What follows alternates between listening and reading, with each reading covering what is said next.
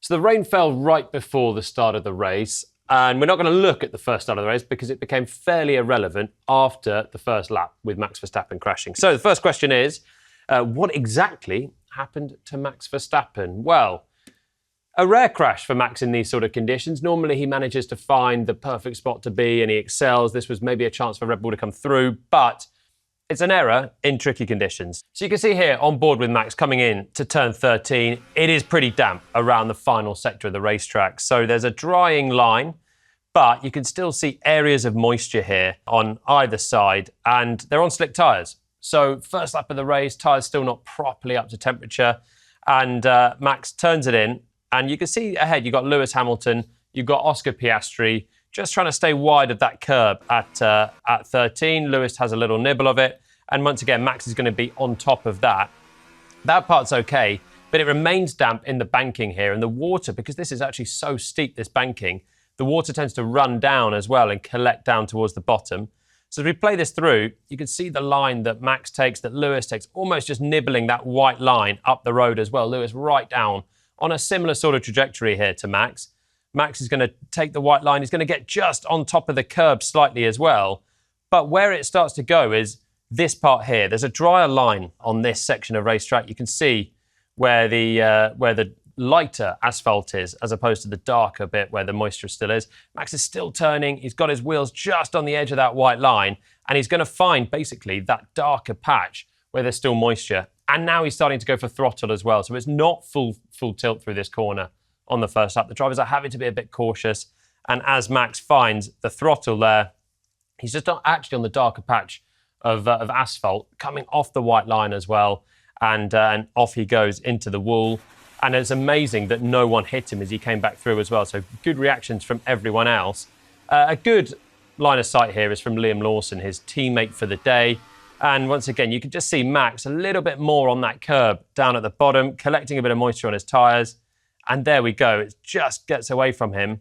He's got his right-hand tyres just coming off the white line, but he's down on the darker part of asphalt, so it's still just a little bit damp as the water's run down from the banking. Other drivers starting to hop onto the drier part, getting on the gas, and Max there just slightly low by fractions, but all it takes here is just a fraction offline, inches off. You get moisture on your slick tyres. The slick tyres don't clear it, and off you go into the barrier, wheel spinning at this point, and you're never going to catch it as Max doesn't. So out of the race for Verstappen, but there was plenty of drama further back as well. So first of all, Gabriel Bortoleto is another spinner. He's a very, very lucky boy on a couple of counts here. Let's have a look with Gabby, who's already fighting the car very early on in turn 14 here. Gets down low as well. And once again, trying to stick it.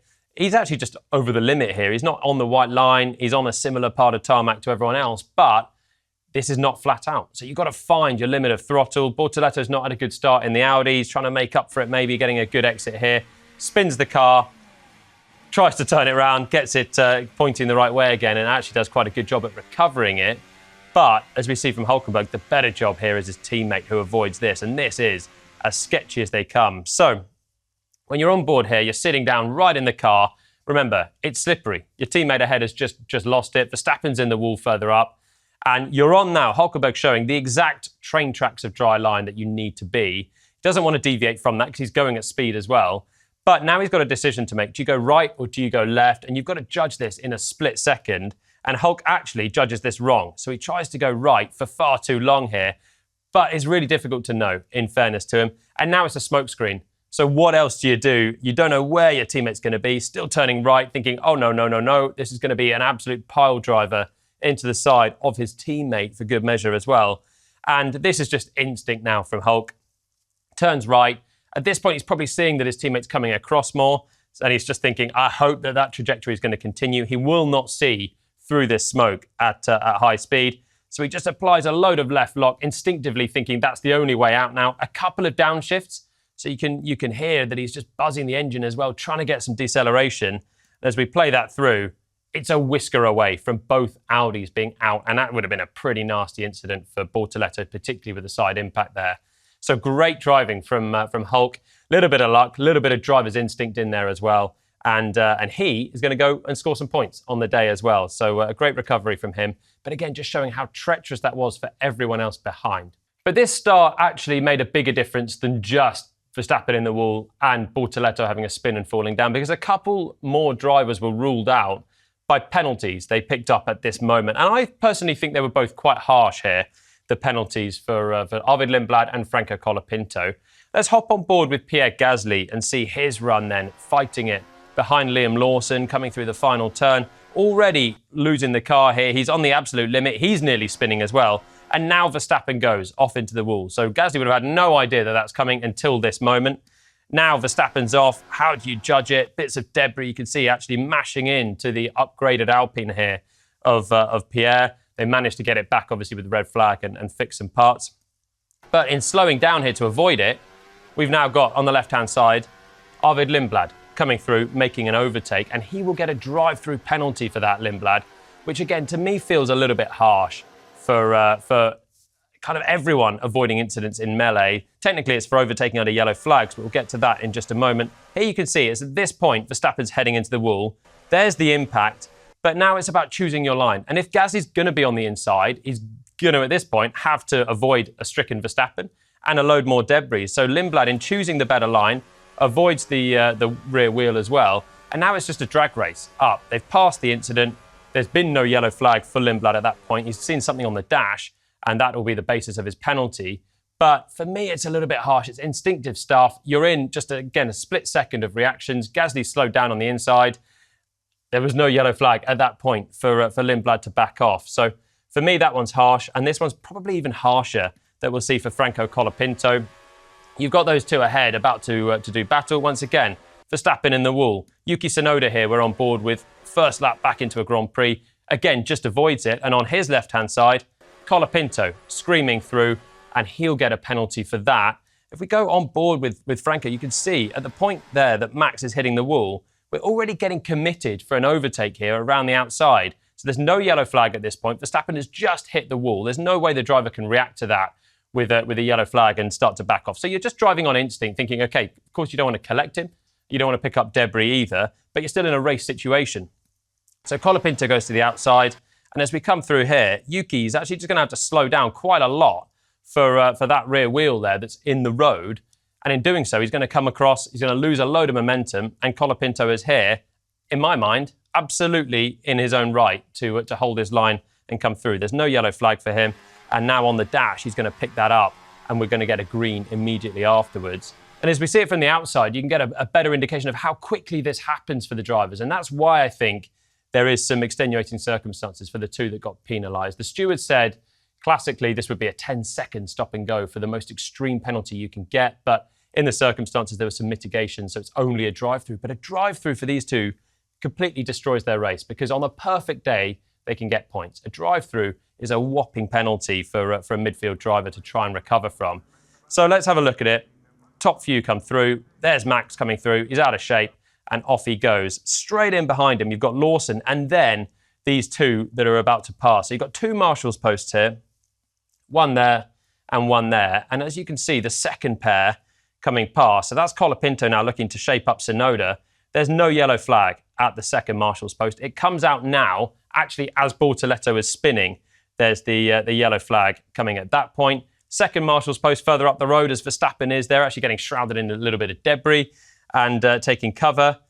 And once again, as all of these guys come past, there's no yellow flag, and now the yellow flag comes out. Colapinto's already gone past those guys, so that shows how close to the incident he was. Neither Lindblad or Colapinto have received a physical yellow flag. What they do get is a yellow flag message on the dash, but Lewis Hamilton had that at Silverstone as well, when Nico Hülkenberg retired. And because it was only on the dash and he didn't pass a physical yellow, he only got a reprimand for not slowing down in way less chaotic conditions than this. So for me, both of these penalties are heavy-handed, and it rules Lindblad and it rules Colapinto out of the points, as well, obviously, as Bortoleto with his spin, and Verstappen's out of the race. So then, we can move on to the restart of the race that was actually the critical start of the race as well. So, lights go out, and there's going to be a couple of important moves at the start. First of all, Norris does not get away. We're going to have a look at that in just a moment. Antonelli's alongside him, and from this position, Kimi does well just to turn in. He's going to get over that front apron there and hold the inside line. And as soon as Lando gets out wide onto this not rubbered in section around the outside, he's never going to find the traction to come back at him. So that's a good move. Behind, you've got the second McLaren on the attack on hard tyres. And this is what I think is really nice here from Piastri. It brings his race to life on a new hard tyre. Theoretically, shouldn't have the grip.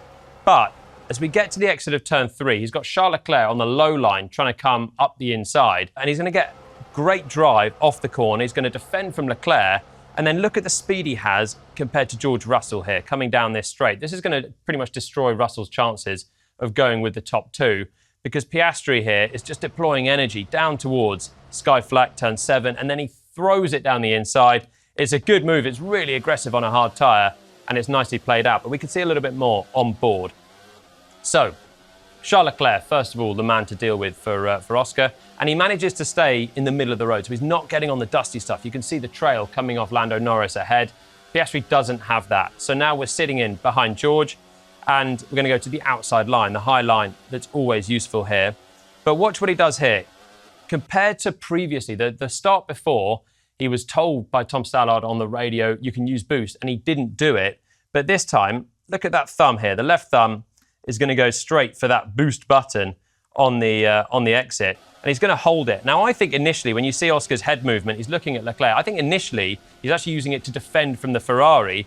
But when you've got the blinking rear light of the Mercedes, you realise that Russell's derating. He's not deploying any energy. So Oscar here, over the bumps on the inside, suddenly realises he's got an opportunity, and he dives down for the move. And it's a really nice pass that should have set him up for a potential podium challenge. But the wheels came off for him, quite literally, at the stop.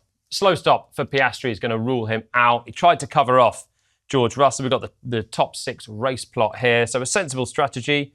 Piastri here covers off Russell, but the slow stop is going to do for him. Russell then manages to get an undercut, and that will unleash George back into the fight. But at this point, he's 10 seconds already away from the top 2, and he won't make up that deficit with the rest of the race.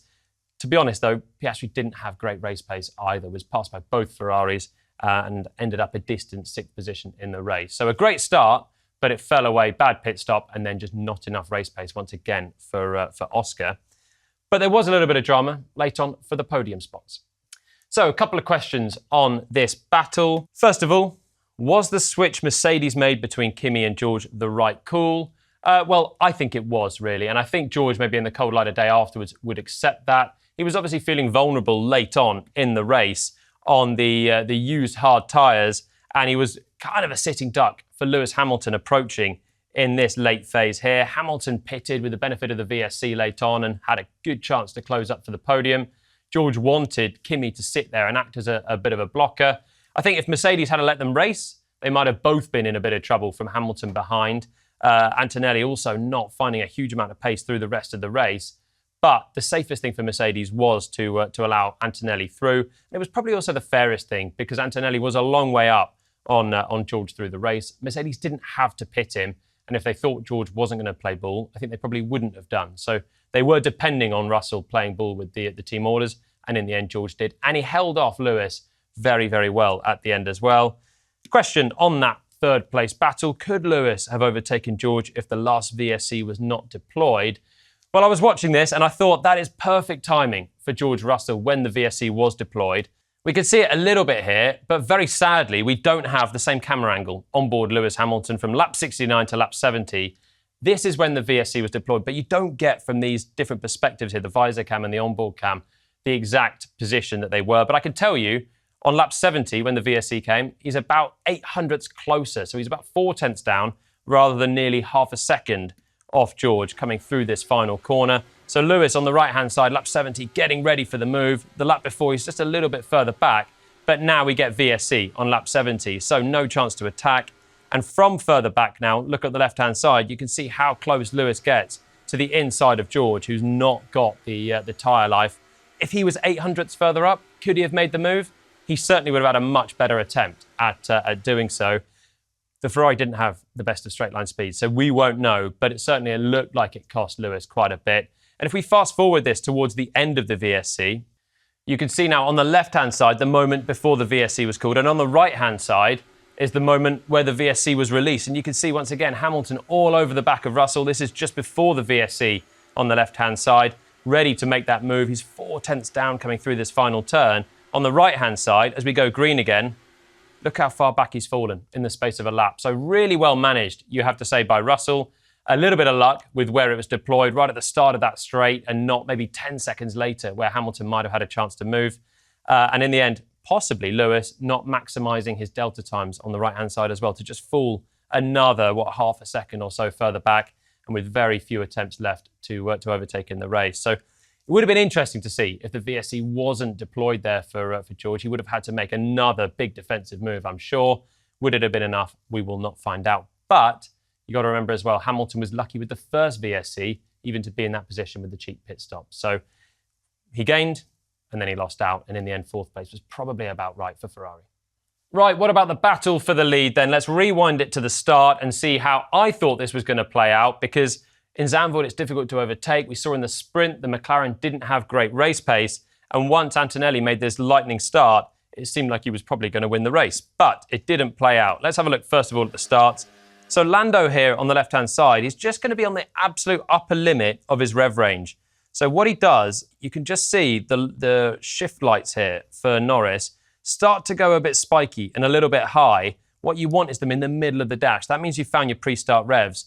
And what it means is Lando's going to bail out a little bit on the throttle and he's going to have a very shallow clutch drop because he's now worried that he's reducing throttle. He's a bit high in the revs. The procedure is not going perfectly to plan. Whereas Kimi is super consistent on the throttle. He's done a lot of work building the tyre temp and off he goes. So the release and the procedure from the driver is better for Antonelli here at the start. And that's going to give him the lead. And we've already seen Norris go out wide. Once you give up that inside and Antonelli's committed on the brakes, it was very difficult for Lando to get it back. But he did just have great race pace. Let's bring up our top 6 race plot once again. And this really will show where Norris made the difference. And it's the middle stint of the race once again. Very much like Budapest, where he was attacking Piastri. He was on the radio saying, I could be 10 seconds quicker if I need to be.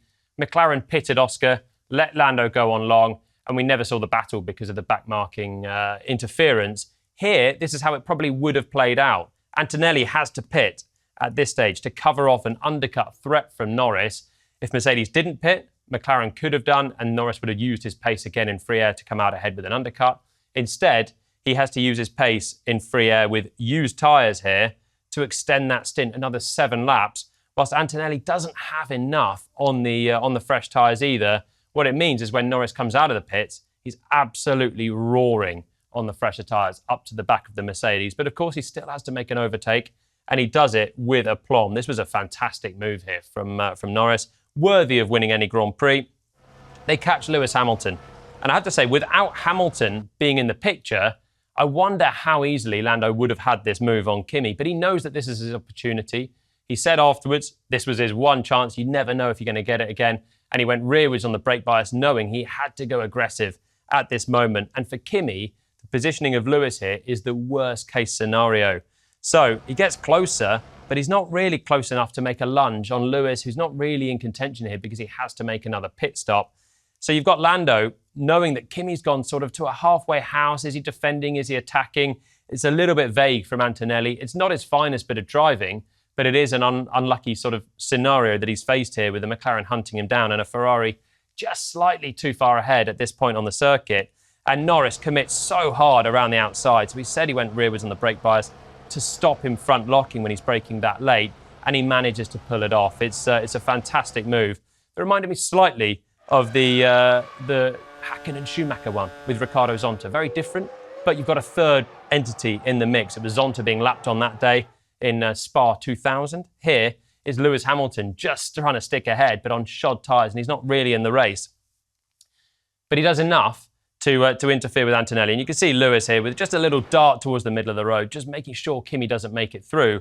And once Kimi's in this position, he's really stuffed because he opens that outside line and Lando's going to sweep around. So tough on Antonelli, but also brilliant driving from Norris. And we can see once more with Lando. Knows he's going to go for it. If Kimi stays to the outside, you can bet that Lando's going to dive to the inside. The great thing about the first corner in Zandvoort is you can overtake inside or outside. The little bit of banking helps you. And this time, it's the outside line. Super commitment, manages to get the car slowed down. and through he goes past Antonelli. And it's not long before he passes Hamilton, either turn 10, and you can just see Lewis absolutely struggling. He's on the radio, he's pretty grumpy at this stage, out on really shod tyres, and Lando simply hits the boost button at this point, down towards turn 11. He's got better traction, uses the energy, and he has to get to that apex first. Otherwise, you can see that Hamilton can come back through, and it could be an opportunity for Antonelli, but Norris does, and that is the move done. A great lap and a great race for Lando to take another win back-to-back for him.